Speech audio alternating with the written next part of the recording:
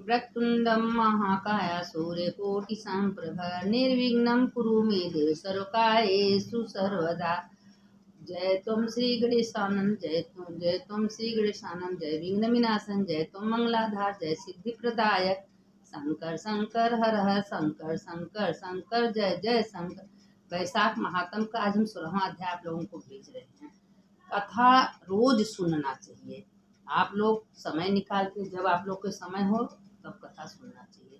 कथा सुनने का इतना बड़ा महत्व। जो हम कथा कहानी भेजते हैं, भोलेनाथ का कथा भेजते हैं, देखिए भोलेनाथ तो कहानी मत समझिएगा, वो भोलेनाथ का स्वयं कथा है।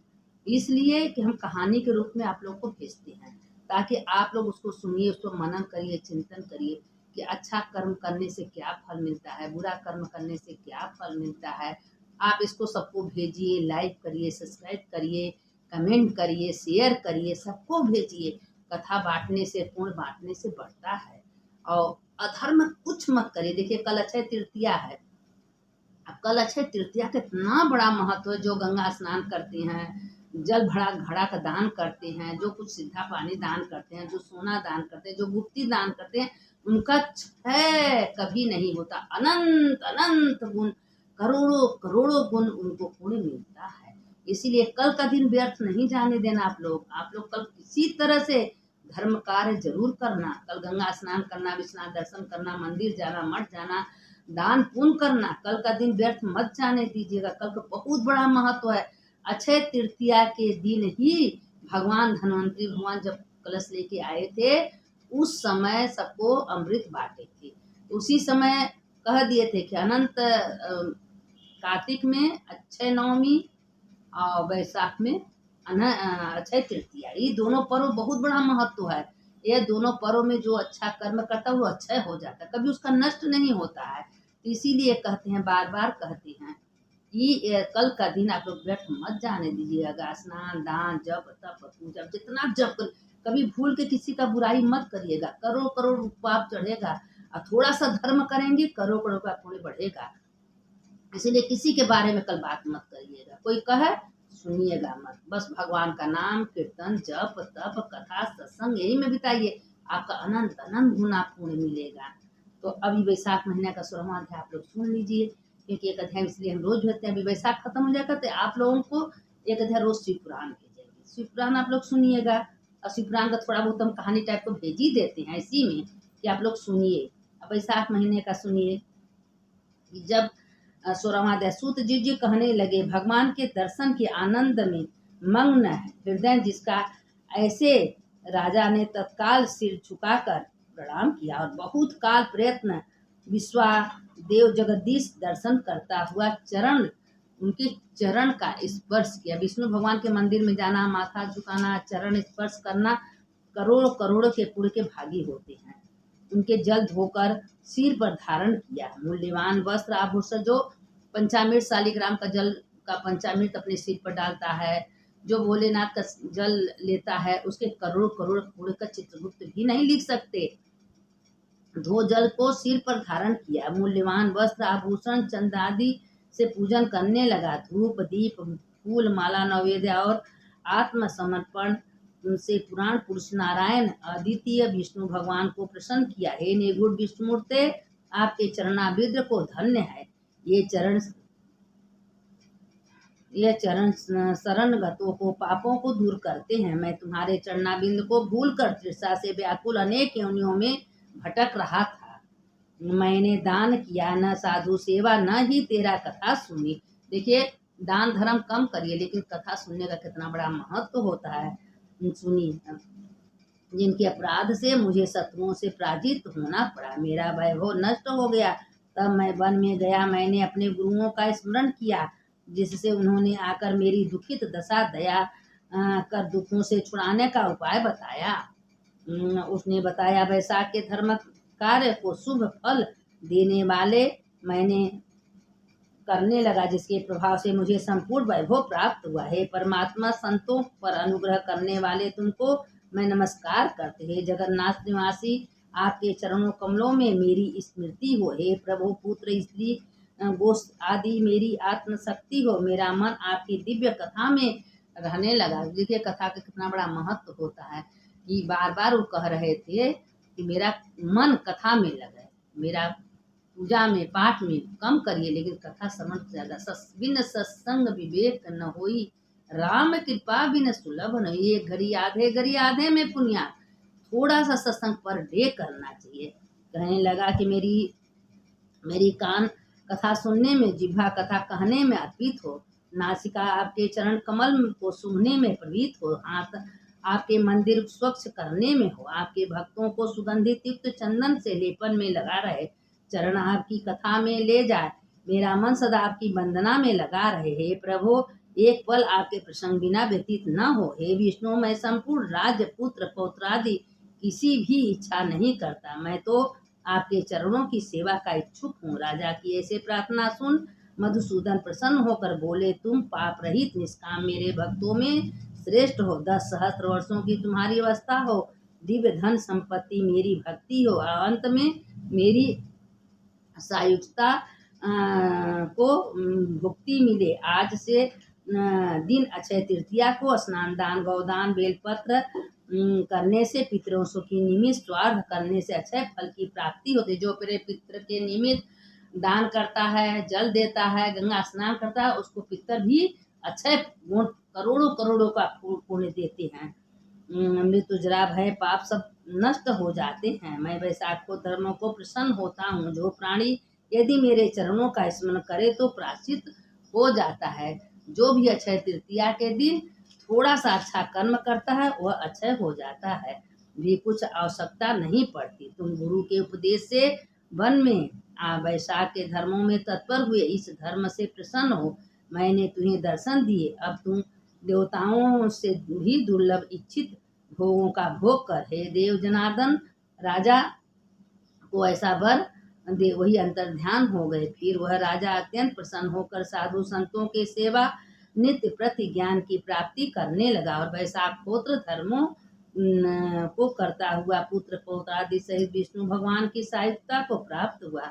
जो इस परम सुंदर आख्यान को सुनते हैं वे सभी पाप को छूट जाते हैं और विष्णु भगवान के परम पद को प्राप्त होते हैं। जो वैशाख महीने में एक घड़ी आधे में पुण्य, जो एक घड़ी वैशाख महात्म सुनता है और जो कोई को सुनाता है उसके समस्त पाप नष्ट हो जाते हैं, उसके कहीं भी पाप नहीं रहते हैं। इसीलिए कहते हैं कि वैशाख महीने में कथा सुनने का सुनाने का बहुत बड़ा पुण्य होता है। जो इस कथा को सुनते हैं और सुनाते हैं उसके समस्त पाप नष्ट हो जाते, इसमें कोई संशय नहीं है। इसीलिए कहते हैं कि वैशाख महीने का व्यर्थ महीना मत जाने दीजिए। सवेरे उठिए, स्नान करिए, दान करिए, जप करिए, भगवान का अगर नहीं गंगा जी जा सकें गंगा जल डाल के आप नहाइए धोइए।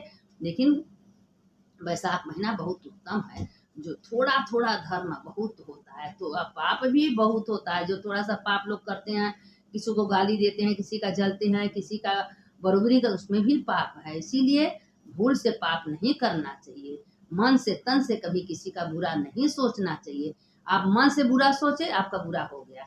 अगर देखिए कहते हैं ना कि राधे राधे कहिए तो लोग रहते हैं राधे राधे, हरिओम कहिए लोग कहते हैं हरिओम, श्री शिवा नमस्तुभ्यम, जो मंत्र आप बोलेंगे आपको उलट के लोग जवाब देते हैं ना। तो इसीलिए बुरा कर्म करेंगे तो बुरा कर्म भी आपके सामने आएगा।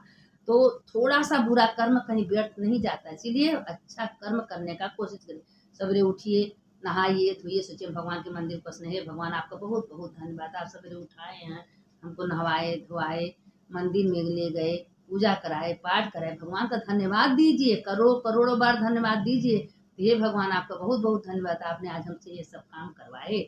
जो ऐसा करता है उसके समस्त पाप नष्ट हो जाते हैं। मंगल भवन मंगल हारी द्रबहु से दशरथ अजिर भी अच्युतम केशवम राम नारायणम कृष्ण दामोदरम वासुदेवम श्रीधरम माधवम गोपिका वल्लभम जानकी नायकम रामचंद्रम भज रामा कृष्ण वासुदेव भक्ति मुक्तिदायकम। अब भोलेनाथ की कथा सुन लीजिए। भोलेनाथ की कथा तो बहुत जरूरी है सुनना वैशाख महीने में। देखिए हम शिव पुराण का भी कथा ही बताते हैं। शंकर शंकर हर हर शंकर शंकर शंकर जय जय शंकर शंकर शंकर हर मंगल भवने मंगल हारी उमा जपते ही त्रिपुरारी। अब भोलेनाथ का कथा सुन लीजिए। देखिए भोलेनाथ का कथा बहुत बढ़िया है, उसको सुनिए। एक घड़ी आधे घड़ी आदमी जब चंचुला रास्ते में जा रही थी आकाश मार्ग से थोड़ा सा शिव पुराण सुनी तो उनका मुक्ति हो गया। तो आप प्रेम से भी शिव पुराण सुने तो क्या आपका मुक्ति नहीं होगा? मन लगा के शिव पुराण सुनिए। देखिए, एक बूढ़ा थी, उनको एक बेटी थी, बस माँ बेटी थी, झोपड़ी में रहती थी, लेकिन वो कभी कोई चाह नहीं करती, इतना तक उनको एक टाइम का भोजन नहीं मिलता था, लेकिन कभी भगवान से कुछ प्रार्थना नहीं करती थी, मांगती थी, खाली भगवान से ही प्रार्थना, हे भोलेनाथ कब दर्शन देंगे, हे भोलेनाथ कब दर्शन देंगे। माँ बेटी मिल के रोज जिन्ना, उनके घर में शिवलिंग नहीं था, कहीं से मट्टी लाती थी, उन्हीं का पूजा करती थी, और हमेशा हे भगवान कब दर्शन देंगे, हे भगवान कब दर्शन, हे भोलेनाथ कब दर्शन, करते करते करते 12 साल। देखिए, कोई भी एक मट्टी का भी आप पूजा कर रही हैं, अगर 12 साल भी, तो उसमें भगवान तुरंत विराजमान हो जाते हैं। 12 साल बीत गया, अब उनको यह चिंता लगा, भोलेनाथ को कहें कि भाई अब हमको जाना पड़ेगा। भोलेनाथ एक चिट्ठी लिख के दरवाजे पर भेज दिए कि आज हम तुम्हारे घर आएंगे भोजन करने के लिए। अब चिट्ठी पढ़ी, बेटी लिया कि माँ सुनाई, अब वो लगी खोजने की क्या इंतजाम करें। अब घर में जो थोड़ा बहुत था वही का इंतजाम करी कि मेरे भोलेनाथ आएंगे, मेरे भोले। अब भोलेनाथ एकदम गरीब भिखारी बन के आए, तो वो लड़की थोड़ा सा कुछ पैसा अनाज था, गई 4 लड्डू खरीद के लाई, और शंकर जी भिखारी बन के उनके घर में पार्वती गणेश कार्तिक सबको लेके भिखारी के रूप में आए थे। मेरा बेटा बहुत भूखा है, बहुत भूख लगा, कुछ खाने को दे दे। अब वो लड़की सोची कि हमारे पास तो लड्डू चाट तो है, इसके बच्चे भूखे हैं, वो लड्डू दे दी। गणेश जी खा लिए, एक लड्डू भोलेनाथ को खिला दी, एक लड्डू पार्वती को खिला दी। अब आए भोलेनाथ पे चले गए, तो कहे मेरे भोलेनाथ कब आएंगे, मेरे भगवान आ जाने वाले। उनको क्या पता कि भगवान है। भगवान गए, भगवान फिर दूसरे दिन चिट्ठी लिख के, तुम्हारा लड्डू बहुत पसंद था, हम तुम्हारे घर आए। तो अब उसकी माँ कही कि क्या हम बहुत गरीब थे इसीलिए भोलेनाथ गरीबी बन के आए थे, अपना दर्शन नहीं दिए, गरीब के घर में गरीब बन के जाते हैं। अब लगी सोचे, भगवान कहे कि अरे इसका तो इच्छा नहीं पूर्ति हुआ। अब एक दिन क्या हुआ, पार्वती या माता शंकर जी से सेठाइन बन के आए। अब आए तो उनके घर में कहें तो बहुत भूख लगा, कुछ खाना वाना हो तो दो। कहें क्या खाएं, कहें भाई भोलेनाथ को खीर देखिए बहुत पसंद है, इसीलिए भगवान को खीर का भोग हमेशा लगाना चाहिए। तो कहें अगर कुछ हो तो तुम खीर बना दो। अब वो अपन खीर बनाई, अब भोलेनाथ पार्वती माता खाई, खाए पी के अपना जब गई थोड़ा पैसा देने लगे, कहें अरे इतना हो गया है कि हम आपको खीर खिलाएं तो उसका पैसा लेंगे, हम पैसा नहीं लेंगे। फिर क्या हुआ कि गए, फिर चिट्ठी दूसरा दिन आया लेके, तो आपका खीर बहुत अच्छा था। अब फिर लगी रोने कि क्या सेठ सेठाई बन के आए थे, हमारा इतना दुर्भाग्य, भगवान अपने रूप में नहीं आएंगे, अपना दर्शन नहीं देंगे, भगवान बार बार आते हैं, हम समझ नहीं पाते हैं, हे बोला कौन ऐसा पाप हमसे हो गया, क्या कारण है, आप हमसे आते हैं, रूप बदल बदल के आते हैं। तो अंत में पार्वती कहीं भोलेनाथ फिर चलना पड़ेगा, उसका तो इच्छा पूर्ति नहीं। फिर एक दिन शंकर जी पार्वती जी गणेश कार्तिक सब उनके घरे गए। गए तो कहें कि ठीक है तुम्हारी बेटी बहुत अच्छे घर में जाएगी, जब उसका शादी होगा तो हमें निमंत्रण देना। अपना क्या हुआ कि एक दिन राजकुमार घर से आया, उसकी लड़की बहुत सुंदर थी, देख के पसंद कर लिया। भोलेनाथ को गई निमंत्रण, भोलेनाथ से कही हे भोलेनाथ हम एक कार्ड के रूप में कागज दे रहे हैं, आप स्वीकार करें, मेरी बेटी की शादी आपको करना है। अब भैया शेर सेठाइन बन के पूरा भगवान इतना सामान लेके उसकी लड़की के शादी में, राजा की लड़की से शादी हुआ। अब उसकी लड़की तो रानी बन गई। देखिए भगवान के पूजा में कितनी बड़ी शक्ति है, पूजा करने से उसकी एक गरीब माँ की बेटी राजकुमारी बन गई, राजा के घर में उसका शादी हुआ। जब राजकुमारी हो गई उसके घर में गई, वो उसकी माँ इतना खुश हुई, इतना मेरी बेटी रानी बन गई, मेरी बेटी राजा के घर में शादी हुआ। गई शादी हो गया, उसके बाद भोलेनाथ के पास कहे हे भोलेनाथ अब हमको कुछ नहीं चाहिए, अब हमको अपने शरण में लीजिए, अपने लोक में ले चलिए, अब मेरा जीवन सफल हो गया, मेरी बेटी राजकुमारी बन गई, आपने मेरा दर्शन दे दिया, हमको क्या चाहिए। जिसकी बेटी अच्छे घरे में चले उसके माँ बाप तो खुश होते हैं ना, जिसकी बेटी में खुशी रहती है तो उसके माँ बाप भी खुश होते हैं। अब उसकी बेटी इतनी खुश, इतनी करे, उसकी माँ इतनी खुश हुई, भोलेनाथ से गई। 2-3 महीने बाद भोलेनाथ उसको अपने शरण में ले लिए, उसकी शरीर मृत्यु हो गया और आत्मा तो भगवान अपने में विलीन कर लिए। और उसका प्रार्थना सुनने के बाद खाली एक झोपड़ी में रहने वाली औरत खाली दिन रात भगवान का चिंतन से उठती थी बैठती थी। देखिए कब तक माता पिता नहीं सुनते हैं, कब तक नहीं सुनेंगे। आप अगर पीछे पड़ जाते हैं हमको ये चाहिए वो चाहिए, तो माता पिता को जिद करती हैं तो माता पिता को देना पड़ता है ना। इसीलिए भगवान माँ भोलेनाथ मेरे पिता है, पार्वती मेरी माँ है, तो कब तक हम लोग का नहीं सुनेंगे। पीछे पड़ जाइए, हाथ धो के पीछे, उनका मंदिर जाना मत छोड़, दिन रात उनका चिंतन करिए, मनन करिए, जबरदस्ती उनसे मान। देखिए एक दिन उनको दया आ ही जाएगी। पार्वती माता तो दयालु है ही हैं, वो भोलेनाथ को प्रेरणा करती हैं कि हे प्रभु हे भोलेनाथ इसका पुकार सुन लीजिए। तो आप उनके पीछे पड़िए, देखिए भोलेनाथ आपका पुकार सुनेंगे। और दिन रात भगवान से चिंतन करिए, प्रार्थना करिए, हे भोलेनाथ जैसे कहते हैं भोलेनाथ, ये शरीर हम 20 साल, 25 साल, 50 साल, 75 साल के लिए तुमको दुनिया में भेजे हैं, और तुम्हारे कर्मानुसार तुमको घर दिए हैं, कपड़ा दिए हैं, खाने को दिए हैं, रहने का जगह दिए, तुम यूज करो, अच्छे से यूज करो, अच्छे से पहनो, खाओ, मस्त रहो। उसके बाद एक दिन मेरे लोक में आना है, तो उनके लोक में जाना तो अच्छा कर्म करके जाना चाहिए ना, अच्छा बात बोलना चाहिए, अच्छा कर्म करना चाहिए, स्नान दान जप तप पूजा पाठ दिन रात भगवान का चिंतन से मनन से अपना जन्म सुधार लेना चाहिए, क्योंकि पता नहीं 84 लाख जोई में फिर आना हो या ना आना हो, कौन ऐसा कर्म में कौन ऐसा गलती हो जाए, कब कौन शब्द बुरा हो जाए। इसीलिए दिन रात भगवान के चिंतन में रहिए, किसी की वार्तावार मत करिए, किसी का बुराई मत करिए, किसी का करना है तो भगवान का चर्चा करिए, बोलना है तो भगवान के बारे में बोलिए। जो ऐसा करते हैं उसके समस्त पाप नष्ट हो जाते हैं। जो कथा सुनाता है उसका तो पाप नष्ट है ही है, जो सुनता है उसका भी पाप नष्ट हो जाते हैं। सुनने वाले की जय होता है, सुनाने वाले की जय होता है। इसीलिए कहते हैं आप लोग कथा में, चिंतन में, भगवान के पूजा में, पाठ में लगिए। जो ऐसा करते हैं उसका समझ देख, कल अक्षय तृतीया है, अब आज कल अक्षय तृतीया में आप स्नान करिए, दान करिए, जप करिए, पूजा करिए, भगवान का चिंतन करिए। थोड़ा सा कल करेंगे अच्छा हो जाएगा, कभी नष्ट नहीं होगा, क्योंकि कहते हैं अक्षय तृतीया बहुत भाग्य से मिलता है, साल भर में एक बार आता है। उसी दिन बद्रीनाथ, केदारनाथ, यमुनोत्री, गंगोत्री का मंदिर पट खुलता है। देखिए लाखों लाखों का भीड़ होता है। छह भगवान नहीं है तो 6 महीना तक वो दीप दर्शन होता है, 6 महीना तक दीप जलती रहती है बद्रीनाथ के मंदिर में। इसीलिए कहते हैं कि जो जाए बद्री उ न हो उद्री, उद्री हो तो उ न हो कभी दरिद्री। बद्रीनाथ का दर्शन से, केदारनाथ दर्शन से बहुत बड़ा महत्व होता है। अब ये खुल रहा है, जिसको जाना है लोग जाते हैं, दर्शन करते हैं।